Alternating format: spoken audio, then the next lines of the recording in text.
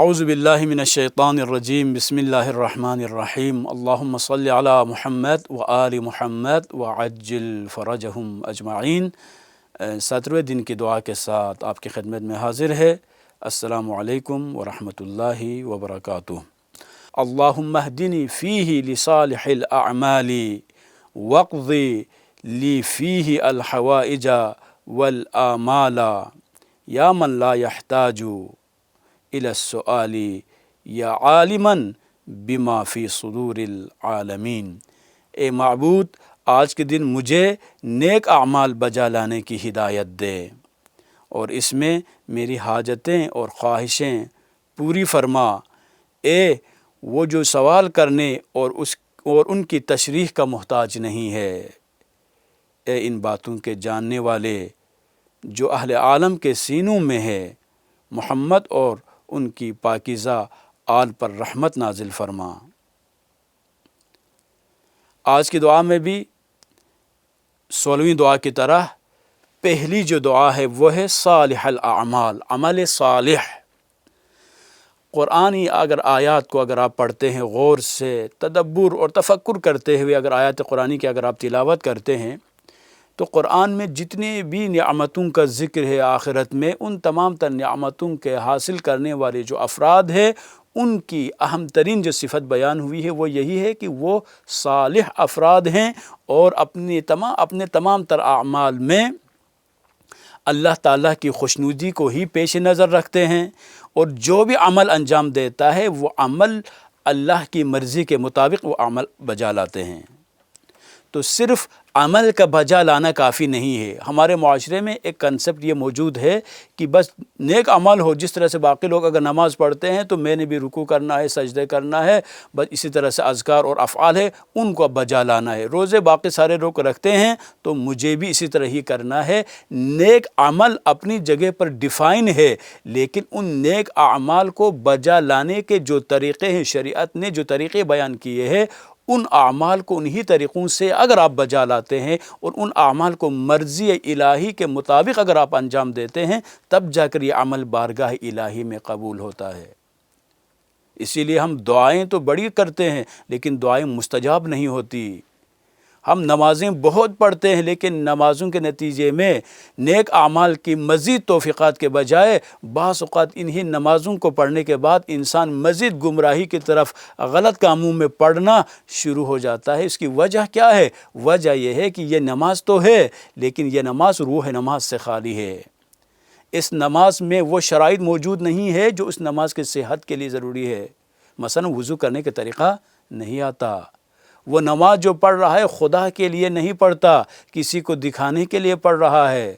اس نماز کے اذکار، اس نماز کے افعال، اس نماز کے اجزاء، ارکان کے بارے میں بالکل علم ہی نہیں رکھتا، اس لیے کہ اگر ان چیزوں کا پتہ ہی نہیں ہے تو اس کے نتیجے میں جو اعمال بجا لائیں گے، ظاہراً تو لوگ یہی کہیں گے نیک اعمال بجا لا رہے ہیں، لیکن حقیقت میں ان اعمال کے نتیجے میں جو فوائد ملنے ہیں وہ فوائد نہیں مل سکتے۔ اس لیے کہ 17ویں دن کے دعا میں بھی نیک اعمال، صالح اعمال بجا لانے کی خدا سے دعا ہو رہی ہے۔ کامیاب لوگ وہ نہیں ہوتے کہ جو صرف ذہین ہوتے ہیں یا جن کے پاس علم ہے وہی دنیا میں ہی کامیاب قرار پاتے ہوں، ایسا نہیں ہے۔ اگر ذہین افراد ہی کامیاب ہوتے تو آج معاشرے میں یہ جتنے بھی مجرم جو افراد ہیں ان میں سے بہت سارے ایسے افراد ہوں گے کہ جن میں ذہانت کی کوئی کمی نہیں ہے، لیکن وہ اپنی ذہانت کو غلط کاموں میں لگاتے ہیں۔ اس لیے یہی افراد نیک عمل بجا لاتے تو زیادہ سے زیادہ اپنے لیے اور اپنی قوم کے لیے بہتر کام انجام دے سکتے ہیں۔ یہی افراد جب غلط کاموں میں پڑ جاتے ہیں تو اس کے نتیجے میں زیادہ تباہیاں ان معاشروں میں پیدا ہونا شروع ہو جاتی ہے۔ لہٰذا آپ ذہین ہے، آپ کے پاس علم ہے، آپ کے پاس بہت سارے تجربات موجود ہے، تو یہ صرف آپ کے لیے کافی نہیں ہے۔ نجات کے لیے، سعادت کے لیے، دنیا میں سر اٹھا کے چلنے کے لیے، آخرت میں شفاعت کے لیے، جنت کے حصول کے لیے نیک اعمال کو بجا لانا ضروری ہے۔ یہ نام و نمو، یہ شہرت، یہ خاندانی تعلقات، یہ سارے کے سارے انسان کو نجات فراہم نہیں کر سکتے جب تک خود وہ انسان اپنی زندگی میں نیک اعمال کو بجا نہ لائیں۔ دوسرا جو پوائنٹ ہے وَاقْضِ لِي فِيهِ الْحَوَائِجَ وَالْآمَالِ، اس میں اللہ سے دعا ہو رہی ہے کہ اے اللہ آج کے دن میری حاجتیں اور میری خواہشیں پوری فرما۔ یعنی ایک تو انسان کی اپنی ضروریات ہے کہ جن کے بغیر زندگی نامکمل ہے۔ انسان کو کھانے کی ضرورت ہے، پینے کی ضرورت ہے، رہنے کے لیے گھر کی ضرورت ہے، اسی طرح سے دوست و احباب کی ضرورت ہے۔ وہ ساری چیزیں جو آپ کی زندگی کے لیے ایسنشل عوامل میں شمار ہوتی ہے، آپ کے لیے جہاں پر کھانے کی ضرورت ہے، جہاں پر آپ کو پینے کی ضرورت ہے، اسی طرح سے آپ کو معاشرے میں زندگی گزارنے کے لیے احترام کی ضرورت ہے، آپ کو عزت کی ضرورت ہے، آپ کو سر اٹھا کے چلنے کے لیے اچھے لوگوں کے ساتھ رہنے کی ضرورت ہے۔ آپ کی بیسک جو نیڈس ہے، ان تمام تر ضروریات میں بھی اپنے پروردگار کے ساتھ آپ کا تعلق صحیح ہونا ضروری ہے، اور خدا سے ہی اپنی حاجتوں کو آپ طلب کر سکتے ہیں۔ اس لیے دعا ہو رہی ہے کہ الحوائج، یعنی ایسی حاجتیں کہ جو انسان کی بنیادی ترین ہے کہ جن کے بغیر زندگی مکمل نہیں ہے۔ یہاں پر ایک اور چیز کو ذہن میں رکھنا ضروری ہے، یہ ساری چیزیں جو میں آپ کو بیان کر رہا ہوں، یہ کھانا پینا، یہ بدن کی ضرورت ہے۔ جہاں انسان کی بدن کی ضروریات کو پیش نظر رکھنا ضروری ہے، ان کو فلفل کرنا ضروری ہے، وہاں پر انسان کی روح کی ضروریات کو بھی پیش نظر رکھنا ضروری ہے۔ اس لیے دعا ہو رہی ہے کہ اس دن میری حاجتیں اور ساتھ ساتھ والاعمال، اور میری خواہشیں، بہت ساری چیزیں ہیں جو انسان کی اپنی ضرورت تو نہیں ہے لیکن انسان کی خواہش ہوتی ہے ایک بہتر زندگی گزرے، انسان کی خواہش ہوتی ہے ایک بہترین لائف پارٹنر اس سے ملے، انسان کی یہ خواہش ہوتی ہے ایک بہترین کمپینین شپ اس کو حاصل ہو، انسان کی یہ خواہش ہوتی ہے ایک اچھا تعلیمی جو ادارہ ہے اس میں اسے ایڈمیشن ملے، انسان کی یہ خواہش ہوتی ہے ایک اچھا گھر ہو۔ یہ ساری انسان کی خواہشیں ہیں، اور یہ جائز خواہشیں بھی کوئی بری چیز نہیں ہے، لیکن ان تمام تر چیزوں میں جو ذات آپ کی بنیادی ضروریات اور آپ کی جو ڈیزائرز ہے ان کو فلفل کر سکتی ہے تو وہ خدا کی ذات ہے۔ ارشاد ہو رہا ہے کہ خدا ہی میری ضرورتوں کو پورا کر سکتا ہے، خدا ہی میری جو ڈیزائر ہے اس کو فلفل کر سکتا ہے، اس لیے کہ بارگاہ الہی میں حاضر ہونا ضروری ہے۔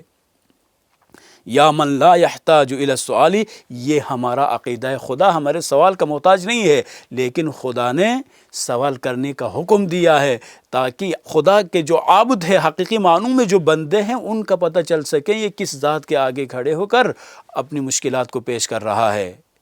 لہٰذا ہمیں یہ جاننا ضروری ہے، صرف آپ کے پاس وسائل کا ہونا کافی نہیں ہے، بلکہ آپ کو ہمیشہ اللہ تعالیٰ کے ساتھ کنیکٹڈ رہنا ضروری ہے، اور بارگاہ الہی میں اپنی مشکلات کو پیش کرنا ضروری ہے۔ اللہ تعالیٰ انسان کی جو مشکلات ہے، پریشانیاں ہیں، اس کو سننا پسند کرتا ہے۔ عابد جتنی بندگی کا اظہار کرے گا، اور رب کریم اتنا ہی اس عابد کو پسند کرتا ہے، لیکن یہی جو ہے جب لوگوں کے پاس جا کر انسان اپنی مشکلات کو پیش کرنا شروع کر دیتا ہے، پھر جتنی مشکلات کو آپ پیش کرتے رہیں گے اتنی ہی آپ کی توہین جاری اور ساری رہے گی، آپ کی توہین میں اضافہ ہوتا جائے گا۔ انسان کا جو مقام ہے وہ مقام میں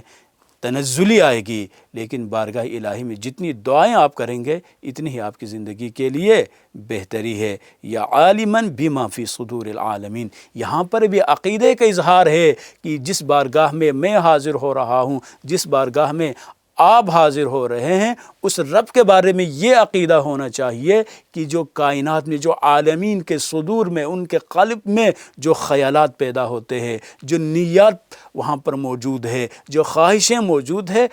اللہ تعالیٰ کی ذات وہ ذات ہے کہ یہ ذات انسان کے دل میں جو کیفیات پیدا ہو رہی ہے، انسان کے دل میں جو حسرتیں، جو آرزو، جو تمنائیں جو انسان کے دل میں موجود ہے، ان سب کو خدا کی ذات ہی جان سکتی ہے۔ تو ہمیں یہ فخر کرنا چاہیے کہ ہم اس کریم ذات کے بندے ہیں، ہم اس کریم رحیم ذات کے ہم بندے ہیں کہ جو عالم، جو عالم ہے انسان کی دل کی کیفیات کو جانتا ہے۔ لیکن کبھی یہ خیال نہ کرو کہ مسجد میں جا کر اللہ تعالیٰ کے آگے سجدہ ریز ہو، لیکن دل میں کسی دنیا کی محبت لے کے سجدے اگر خدا کی بارگاہ میں کریں تو شاید دنیا کو ہم دھوکہ دے سکے لیکن اللہ تعالیٰ کو نہیں دے سکتے۔ اس عقیدے کے ساتھ اگر آپ بارگاہ الہی میں حاضر ہو جائیں گے تو چونکہ آپ کا عقیدہ ہے کہ وہ ذات آپ کو دیکھ رہی ہے، وہ آپ کو سن رہی ہے، نہ وہ صرف آپ کے الفاظ کو سنتی ہے، نہ صرف آپ کے جو آپ مکتوب انداز میں جو چیزیں لکھتے ہیں وہ اللہ کو پتہ ہے، بلکہ جو دل میں آپ کی جو حسرتیں موجود ہیں، جو خواہشیں موجود ہیں، رب کریم ان تمام چیزوں کو بھی جانتا ہے۔ جب دل کی کیفیات سے بھی اگر وہ عالم ہو تو پھر انسان کو خوف آنا چاہیے، پھر انسان کو ڈرنا چاہیے کہ دل بھی خدا اگر جانتا ہے تو میرے دل میں ایسے خواہشیں نہ ہوں کہ جو اس اللہ کی مرضی کے خلاف ہو، اللہ تعالیٰ کی بندگی کرنے کی نیت کے ساتھ زندگی کریں، چونکہ وہ عالمین کے پروردگار ہونے کے ساتھ ساتھ عالم بما فی صدور العالمین ہے۔ والسلام علیکم ورحمۃ اللہ وبرکاتہ۔